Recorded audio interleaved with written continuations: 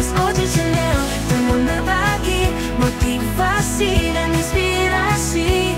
MOC, MOC. Assalamualaikum warahmatullahi wabarakatuh. Sahabat Mas Oji Channel, MOC dimanapun teman-teman saat ini berada. Tahukah teman-teman, negara termiskin di dunia, negara paling miskin, bukan Indonesia, bukan juga ya negara-negara di sekitar kita. Negara termiskin di dunia hari ini ingin kita ulas sebagai tambahan informasi buat teman-teman semuanya, juga sebagai wujud rasa bersyukur kita hidup di Indonesia ternyata bukan menjadi salah satu negara termiskin di dunia. Negara kita negara kaya yang cukup banyak potensi sumber daya alamnya. Ya, kita ingin mengupas hari ini terkait dengan siapa atau negara mana yang dianggap sebagai negara termiskin di dunia, bukan Indonesia tetapi adalah negara yang ada di kawasan Afrika. Ya, tepatnya di benua Afrika. Memang negara-negara Afrika memiliki sedikit ini ya, perbedaan dengan negara-negara yang lebih maju di Eropa maupun di Asia. Negara ini yaitu negara Sudan Selatan. Nah, hari ini kita ingin berbicara atau mengupas terkait dengan negara Sudan Selatan, teman-teman. Bagaimana kondisi yang ada di sana sekarang? Benarkah negara Sudan Selatan dianggap sebagai negara termiskin di dunia? Kondisi pendidikan, kondisi ekonomi, kondisi anak-anak yang masih mungkin belum memiliki kesempatan seperti anak-anak kita yang ada di Indonesia. Langsung saja kita ulas terkait dengan negara Sudan Selatan di kawasan Afrika. Yuk, ini ulasannya.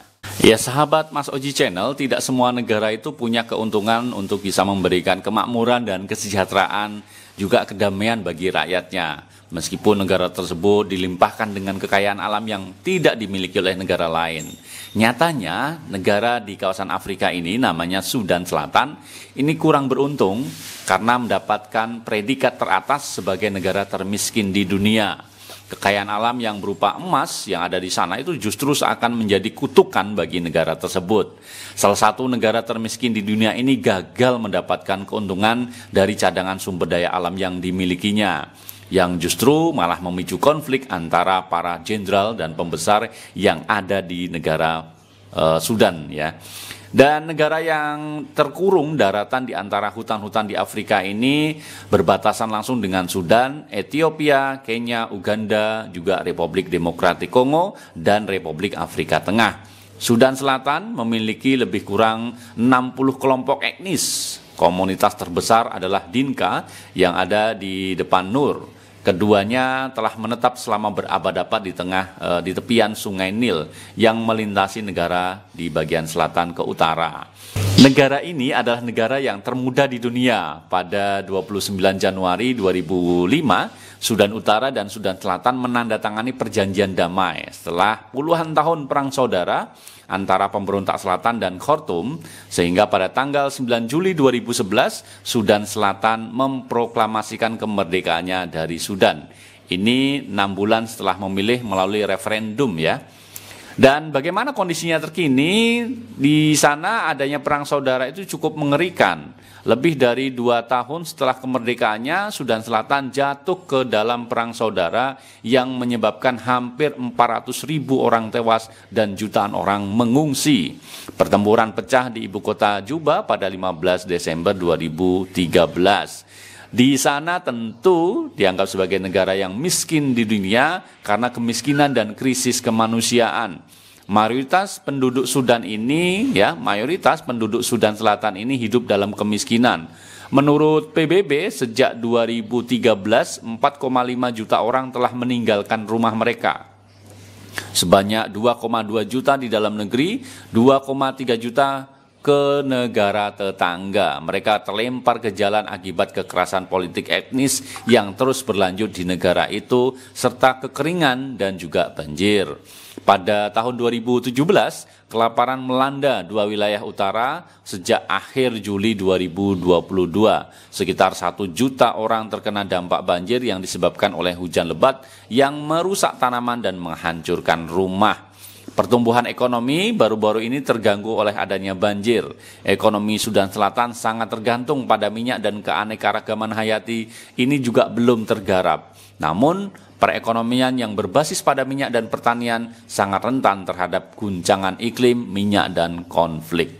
Saat kemerdekaan, negara-negara Sudan Selatan mewarisi 3/4 cadangan minyak yang ada saat ini, tapi belum bergantung pada infrastruktur negara-negara utara untuk mengirimkan minyak tersebut.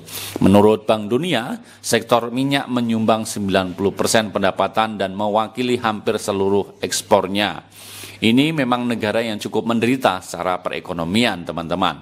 Perekonomian di Sudan Selatan juga menderita akibat inflasi yang tidak terkendali.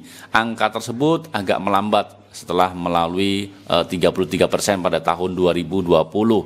Pada tahun ini inflasi diprediksi turun menjadi 16%. Kekeringan dan kenaikan harga serta konflik terjadi di sana akan menjadikan negara ini semakin terpuruk.